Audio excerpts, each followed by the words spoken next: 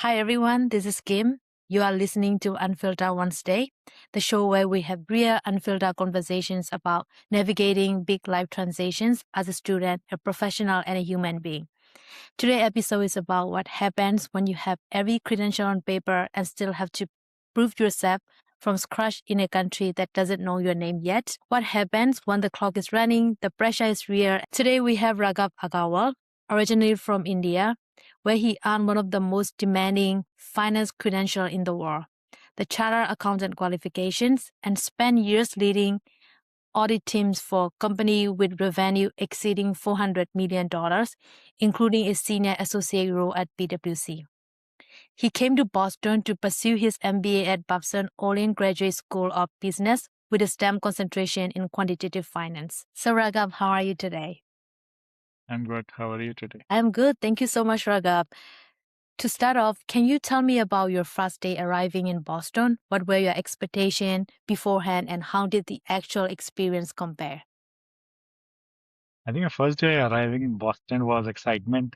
Um, this was my first time visiting America and coming to a new country where you don't have much personal that you know and navigating it through what you have done in the past in your home country. So I think it was a mix of excitement and looking forward to new things for me. Wow.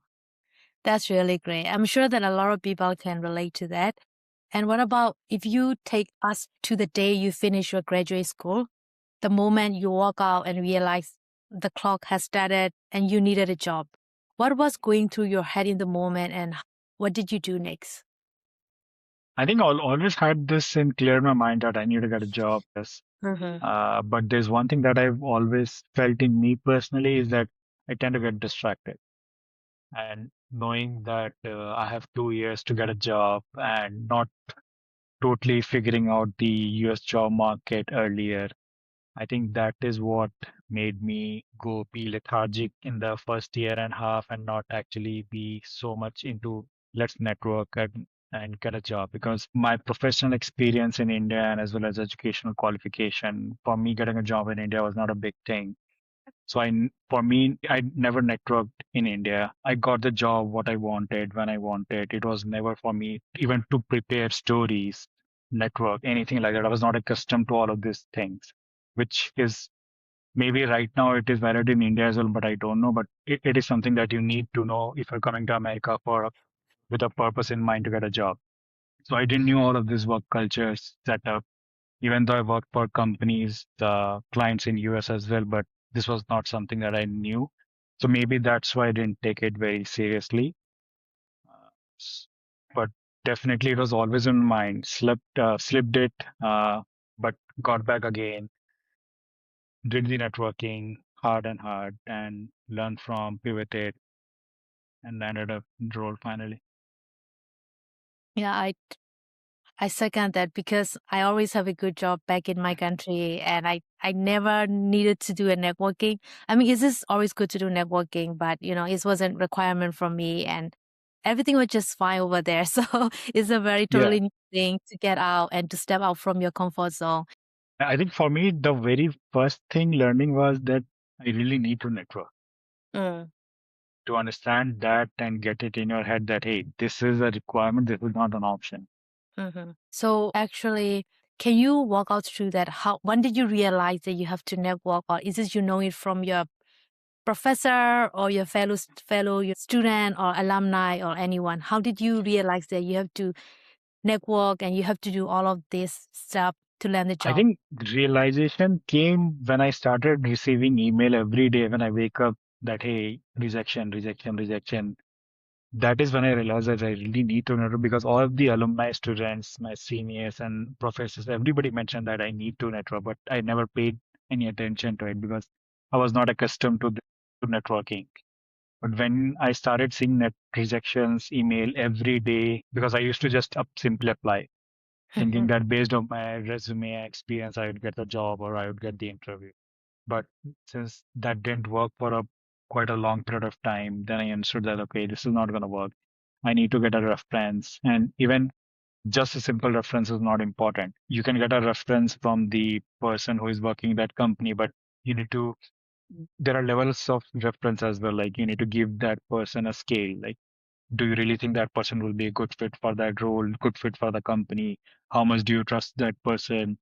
Are you really willing to second that person in terms in front of the recruiter? So I think that is what made a difference for me personally, rather than just getting a referral, which is very easy, rather than person who actually refers you goes beyond and um, shares your resume or talks to the recruiter and is willing to second your experience or education. Yeah, that's really great. Do you also mostly do in-person networking or online networking, and how do you approach those people? I think it depends upon the geographical location the person is, because networking, it cannot be like, it can be based on you going to some kind of events in the physical location you are. For example, for me, Boston, or you can reach out to people in LinkedIn and I request them to get some time through phone call, WhatsApp, Zoom, Google Meet, or whatever it is. So I think it depends upon. For me, what I felt is the people in networking will really resonate with you and talk to you, will keep in mind if you are able to tell a story which aligns with what they know and what they are facing and what they're looking forward to into the future.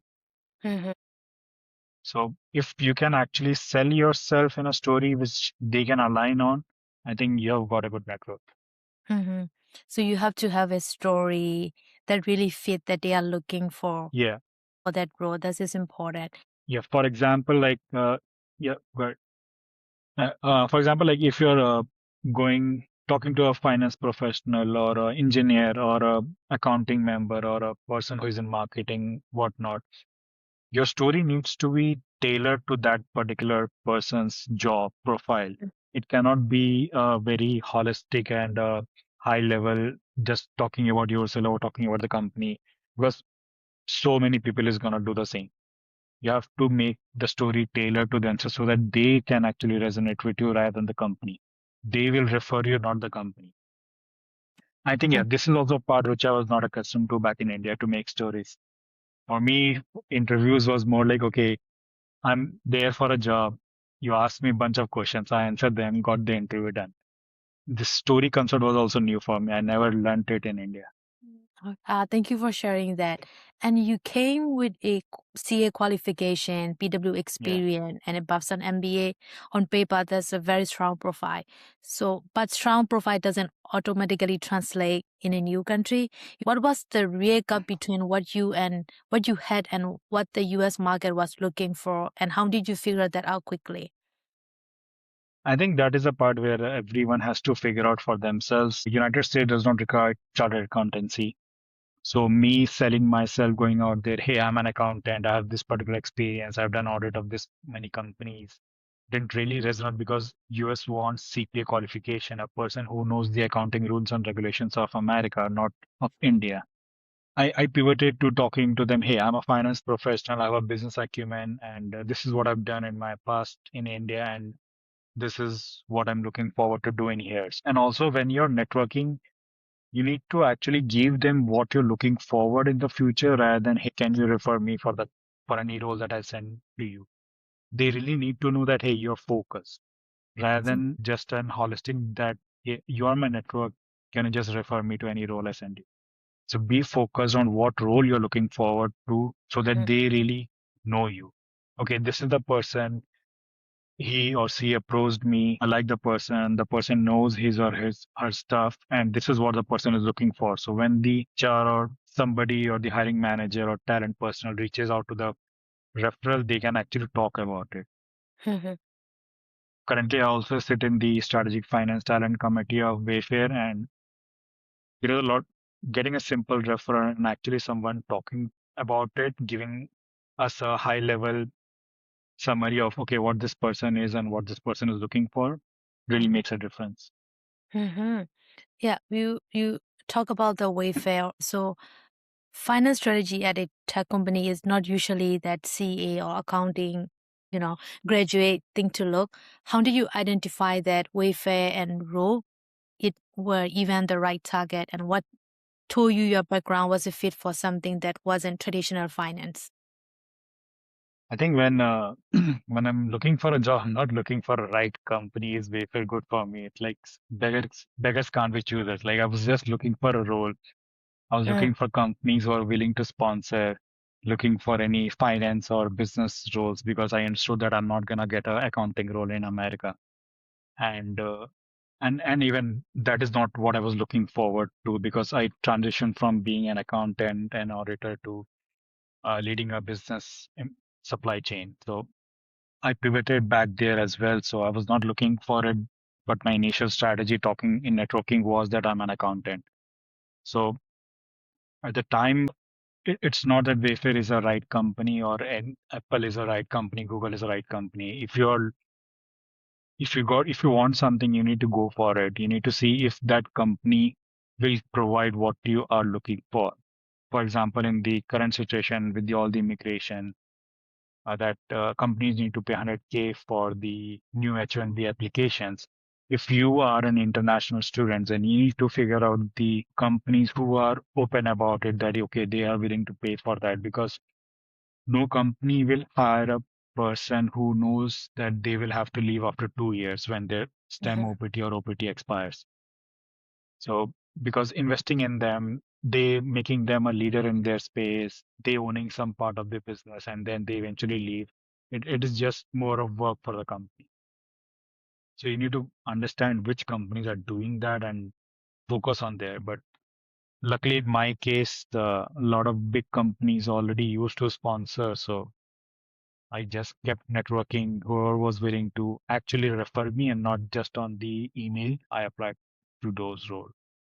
And luckily, Mhm. Wayfair worked because my reference in Wayfair actually got beyond and talked to the hiring manager and the talent that, hey, I think this candidate is good. You should talk to him. Okay. So is this more about being realistic and practical? So you look for the company that have what you are looking for. I think it's the right fit for you rather than the work rather than the company because at the end, you are your biggest advocate and adversary. And you need to see what you want to achieve in your life. Hmm. I like the fact that what you say, you are what your biggest advocate. That's really Yeah. powerful. So what about for any international student sitting right now in their final semester, watching their graduation get closer and feeling that anxiety build? What does a smart or focused 90-day job such strategy actually look like? And where do you start on day one? I think there is no crash course to job strategy. It's the same that you need to network, and through network, you have to apply and get a job. Of course, there are cases where you apply, you get an interview based on your resume. There are companies out there, but of course, the thing that has proven always that you need to get a good reference to get a job. If that is your intent, you cannot skip anything if you're in 90-day or 1 year or 2 year. The only option is you have to network and be really true to yourself, true to the job, be accurate and truthful in your resume, in your talks, because when we are interviewing people, Chat GPT and all of those AI tools will give you a script to talk to and answer based on leadership principle, based on your resume, whatever you have written over there. But when the cross question starts, the deep dive starts, it's only to a certain pace of time that it can take you. At the end, you're gonna freeze, or you're gonna start making up things, or you're gonna just give a holistic answer, kind of beat about the bush and not really actually answer what your interviewer is asking for. So I'd say be truthful to what you've actually done. Don't be ashamed of it, and write that in a resume and have the story based on that, rather than what Chat GPT or any of the AI tools creates for you. Because at the end, when you're in an interview, your real experience will help you land a role and sell that, hey, okay, this person really knows the stuff that he or she has done rather than something that you have not done. Because Mhm. any role that you're being hired for, they don't expect you to know 100% of the new role, I but they see. expect you to actually own what you have done in the past and how have you owned it. They want to Mhm. understand that. Mhm. So you really need to articulate what you did in the past and really show that you can do that. And they are not really expecting you to know everything or from day one. So you have to No. show that you are capable and you did this, so you can contribute, you can bring something to the table. You can always learn the job. There is no problem with that. No one Yeah. is asking you that you know 100% from the start. But Mhm. you need to be true and not actually use any fake stories. Yeah. So Yeah. So you are now at Wayfair, which is one of the biggest tech retail company, and you also work with like global company in the past in India. What is this the difference between working here and there? What will be your learning or any key takeaway, that you can share to the fellow international student who is planning to start their career in US? for me, it's a big difference. The working culture that is in India and the working culture that is in America is totally different. For example, when I was working for PwC, I was working for a supply chain company. There was a manager on my head where I interacted with him or her on day-to-day basis. Okay, this is what I'm doing. And it was more of a task-based system where the manager provides a task and you complete it and you deliver and then you wait for the next task. Okay, these are the XYZ tasks that you need to complete. But here it is more of you owning the space. Okay, this is the business that you own. And the you like for example, I meet with my manager once a week for half an hour. That's it. I don't meet with him anymore, or we talk, but it's not that we are talking or I'm updating him anything. Like I own my space. He does not meddle with it unless and until he needs to, and unless and until I want him to intervene there. So owning your space and actually delivering and building the trust that okay, if the person, whoever, if you can own it, build it, deliver it, that is very crucial, and that is what the company culture in America that I've seen. Mhm.